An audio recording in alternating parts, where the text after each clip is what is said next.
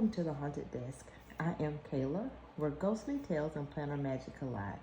Get ready to organize your life with a spooky twist. Let's dive into the eerie and the organized. So I am going to show you a little flip through of my B6, not B6. It really is a N1 Sterling ink vertical that I had cut down to a B6 slim size. So the N1 in width is the same size as the B6 slim. I just needed to cut off about maybe 2.5 inches off the bottom for the of the length. So this cover is a hand stitched leather tea cover, and it is one of her older leather, so I'm not sure if it's like the tobacco leather or which leather it is, but it is definitely one of the older leathers. Oh, and this tab here came from Type A with Alexa. I have like a whole series of haunted themed tabs, so you'll see those. But I have this here in case you're wondering why I have these things strategically placed. It's so that it lets me know when I'm out of frame. So I just kind of put these here. So if I go past this, then I know I am no longer in frame. And this is a pen that I did a review on, the Lamy Safari. I can't think of the name of this one, but it's the matte finish, their special edition, and I love this, and it's an extra fine. So that's some of the newer writing that you'll see in the planner. So let's see. I have the mist color, and down here at the bottom, you'll see it doesn't have like her normal planners have what they are at the bottom, but since I cut off I think it was like either 2.5 inches, you won't see that here. And so by cutting it off, it really only affected, so like in September, I'm losing some of these boxes here, but I don't really use these things anyway, so it didn't matter to me. And then in the monthly, when there are 6 weeks, you lose the boxes. So here I lost, I think, 6 boxes at the bottom. And then the same thing for December. I lost a couple boxes here. But that was okay for me, the trade-off, to be able to get a B6 Slim. Because I am a smaller planner lover. So I am more like a B6 Slim is about the biggest I'll get. A6 pocket and passport is kind of where I like to live. In a week's and personal. So I want to try a B6 for next year, but we'll see how that works out. I don't know yet. So anyway, so I didn't really fill this out. I tried to do some things here, and I created this using Chat GBT, but I don't ever really look at it, so it was pointless to do. And so then I started tracking. I used to use this in my weeks as a way to track my weight because I was a daily weigher. But now that I don't weigh daily, I may just start using this as an index or as a habit tracker as it was intended to be used. And then here on this side, I just put down some of the highlights of things that happened in that month for quick reference. So I don't use this as like what goals I want to get done for the month or any of that. I use it to capture quick highlights that I need to remember to refer back to.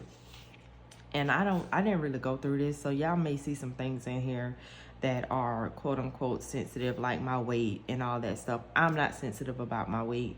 Once I hit 40, my weight went up, so I am doing some things to try to manage that. But again, I'm not sensitive about that. I'm very open about my health and things that I deal with, being that I am a functional medicine practitioner. It's just not things that I'm shy about and that I am more than happy to ever discuss. So anyway, so here's another one of the little ghostly tabs. I love these things. You see how they don't even come off when you just kind of turn the page. My monthly is used as a pre-planning, future planning. So I put everything on here that's kind of happening, and I write it out here. So every appointment that is happening is going to end up on here. And I use this side of things that I need to remember to happen on that month, like CVS. My CVS, I have $10 that I get from CVS that I have to use by the 16th, and a lot of times I forget. So I put this on the side just to kind of remind me of what I need to do. And here's my daughter's school schedule, and then here's some just random things, tasks that I need to remember for this month that was happening prior to I even got to this month. So I just wrote them here. And so here's some other like future. See here, I already have things on here for August, and we're not into August yet. So that's how I use my monthlies as a future plan. And then when we get here, so all this is backfilled because I was using, what was I using at the start of the year? I don't even remember what planner I was using at the beginning of the year, but all of this is backfilled. So I was trying to write it all in here, and although it fits in here. Everything that kind of was happening fit in here because I was so worried about running out of pages, because this is the compact, so you only get 122 pages in the back. I do like a weekly for like at a glance to kind of see what's happening. It's not active planning that happens on my week. It's just like things that I put on here to see where I need to go and what's happening. But daily planning is where all the activity happens. So I was so worried about running out of pages. So when I started this, I think I started this in April. Everything that I transferred from my other planner, I just wrote in here in the vertical boxes. I mean, like I said, it fits. Everything that was in my other dailies is within these boxes. Sometimes it just feels really cluttery, looks really cluttery, and I didn't really like it all that much. But anyway, so all of this was backfilled. And then when I get to April, I'm pretty sure I started this in April. When I get to April, after April, so May, you'll start to see some difference. So here now I'm using the daily pages in the back. So you see, I just have some things that I knew was happening, and I just wrote them down. And then I was trying to figure out how I wanted to use this verticals. I'm not a really vertical planner. I am definitely more of a horizontal. So I play with a lot of different layouts that I found inspiration from other people of what would be helpful. And so here's just some examples of the various layouts that I tried, and none of them seem to be like, oh, this is the one and I need to keep using it. And that might be because I am a flip-flopper of planners. And so then I went back to here. This is back planned using this pen. So I back planned this yesterday actually, because I jumped to a different planner this week. And so here is another layout. So I tried to do the vertical, set up how her planners are with the the horizontal here, and then this blank page over here, and just tried to fill it in some things. I mean, if I had to pick a layout, this would probably be the better of all the ones, because it's just the most simplest, but the page is completely full, if that makes sense. So I did it again, and here it is here. And so some of this is a back plan, because now I was using a personal this week. So then I just filled in some information here. And then this is the current week. So that's what it looks like. And then I went to the back, and then I started using my daily pages. So then I tried this 2-column situation, which it saved a bunch of pages. But then I was like, okay, I don't know that I like how this looks. Crazy enough, a personal size sheet goes to this box. So a personal size against this B6 Slim gives you this much space of writing space. So I never even go all the way to the end on my personal. So I'm probably just using about this much space on a personal sheet. So this box ideally should work and should be fine. I just like having 1 day per page, because I like being able to add stickers. If I forget to add something on a day, I like to be able to go back and just add it on that day. So that's the only downside about, continuing your days, is because I can't just go back. So say I was on this day and I remember something that maybe happened on the 24th. There's really not a lot of room for me to go back and put it here. So then I would have to just kind of make a note, say event happened on 4/24, and then write whatever it is that I wanted to write, which I don't really like that.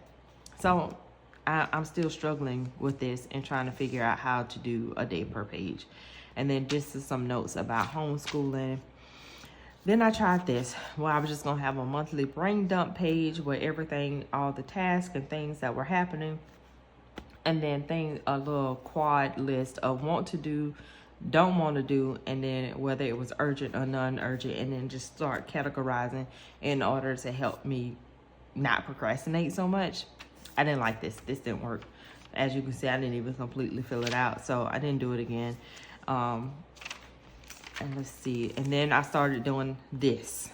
So this looks a little bit cleaner. I think in a planner like this, with this not a lot of pages, this is about as good as I'm going to get for a daily type of setup. I mean, at least I have a little bit more room off to the side where I can go back and add in something if I forget, or add, you know, stickers or what have you if I forget to do something.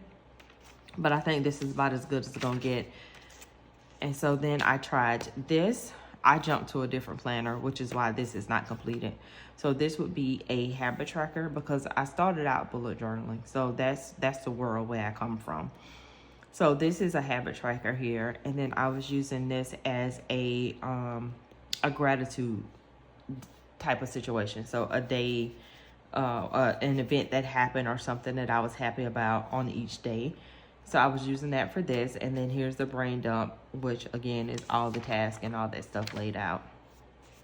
And then so June, and it all continues to kind of be the same way. Let's see, through June. Most of this is back planned because I think I was doing a personal planner at the time. Because I do like having a bound book. Oh, here's the writing with this pen. No, is that this pen? It's not this pen. This is with a Coeca Sport fountain pen. I don't really like that pen all that much. Again, I don't like the grip on it, but that's what this writing was done with. And I can't think of the ink that I have for this, but it's a pretty ink. And then this is done with the Lamy and whatever color ink that they put in here. And I love this pen. You hear me? I absolutely love this pen. So anyway, that's a quick flip through. And then I went through and counted out all the pages that I have left to the end of the year. So I have about 16 pages that I can use per month. So I just went and just added a little sticky note so that it helps me keep track of pages. I don't like that type of stress, although historically I don't use that many pages, especially if I do it this way. I probably use I think I used 6 pages for the month of May. And for June, doing it this way, I think I used 11. So ideally 16 pages should be more than enough, but I just feel like it's a lot of stress that it'll make me think about whether I want to write something or not. And I don't know that I want that kind of stress. But again, flipping through a bound book is absolutely awesome. Like, I prefer flipping through a bound book, but I've also never had to flip through rings. So we'll see, because I am also still using the personal ring planner with the same information being put in both places. I just got to figure out which one I like more. And I really like a bound book, but you know, we'll see. Either way, hope that this was helpful. Just wanted to do a quick flip through. Let me know if you have any questions or if there's anything else that you would like me to expand upon that I kind of touched on in here, or if you've seen something that caught your eye that you want to know more information about. Either way, thank you so much for joining me at the Haunted Desk. Remember, the scariest stories are the ones you can't escape. Until next time, stay curious, stay spooky, and keep your plans perfectly haunted.